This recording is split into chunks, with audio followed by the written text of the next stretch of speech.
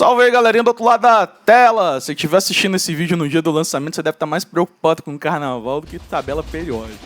Mas vamos aprender a interpretar esse trem. Eu já fiz até um vídeo falando sobre ela, a gente fez um vídeo sobre distribuição eletrônica, sobre elementos químicos e vários outros detalhes dessa parte básica da química. Mas um ajudando a interpretar, propriamente dito, a gente nunca fez. E chegou o dia! Então, vamos lá.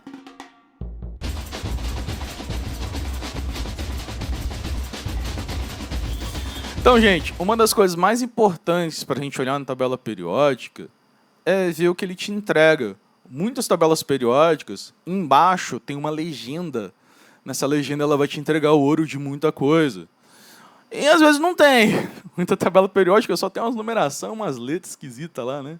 É só você olhar aquela letra esquisita que está lá, que é o símbolo do elemento que ele representa. É uma das primeiras coisas mais fáceis de você detectar ali na tabela periódica. Se tem um nome, é fácil. Quando não tem, é um pouquinho mais complicado de você interpretar, se você não tem muita prática. Mas os elementos estão ali. Aquele símbolo é o que representa, e a gente usa nas fórmulas estruturais e moleculares, quando a gente vai representar a molécula, quando os elementos se juntam, formando uma molécula. Com relação à numeração, normalmente tem o número atômico e a massa atômica.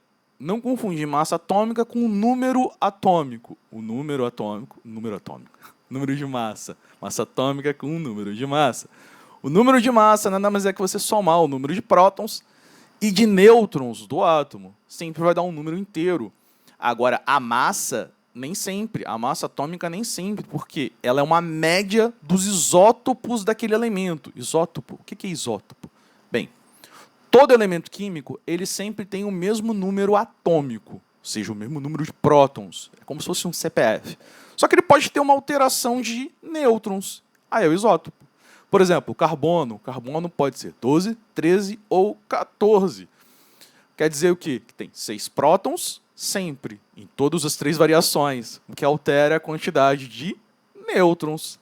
Quem fez o cálculo já entendeu o raciocínio, comenta aí embaixo, aí eu dou um salve no próximo vídeo. Show?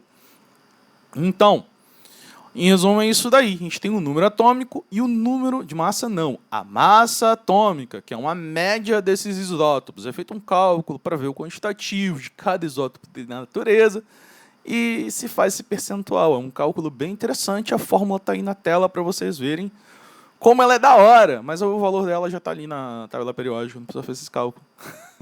Já está ali prático para vocês, olha que da hora. A não ser que algum professor de vocês, não, faz o cálculo aí. Mas a fórmula é simples, não é nada muito complexo.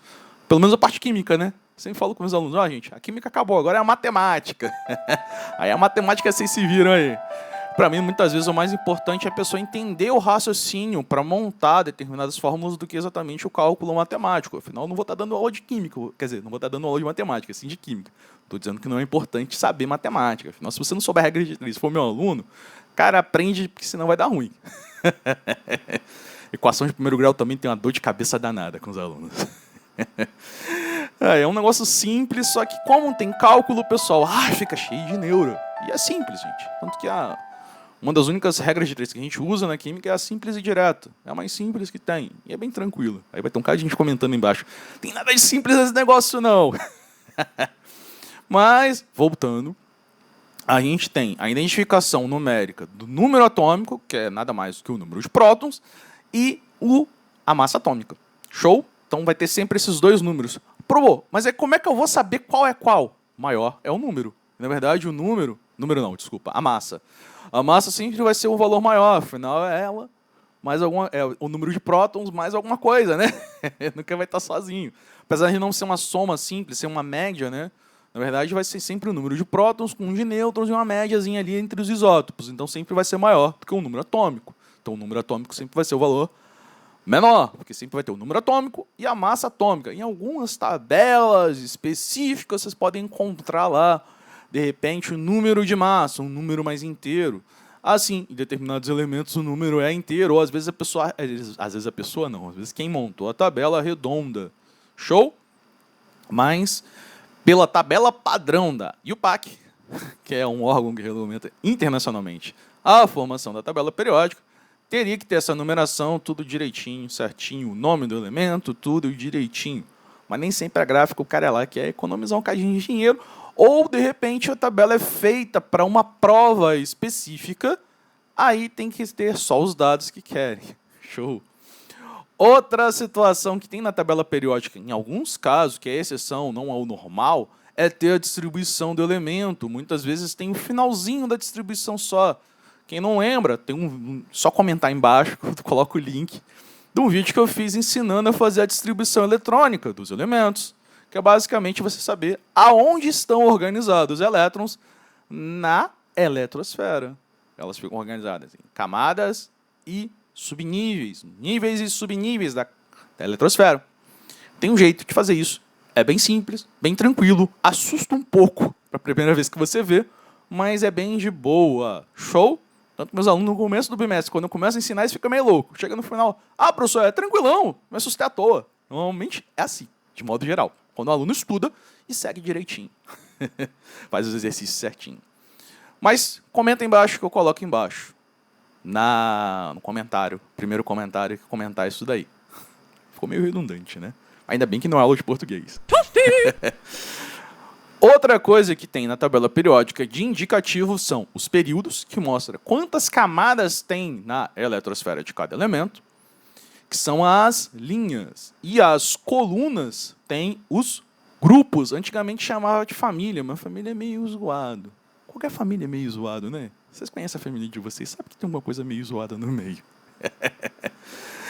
Tinha até, por exemplo, a família dos elementos de transição, tinha 3 famílias, ou seja, 3 colunas que eram exatamente iguais, era repetido a numeração. Eu não lembro agora de cabeça, mas deu um branco bonito. Quem lembrar, comenta embaixo. Vai ser interessante a gente conversar isso daí embaixo. Show?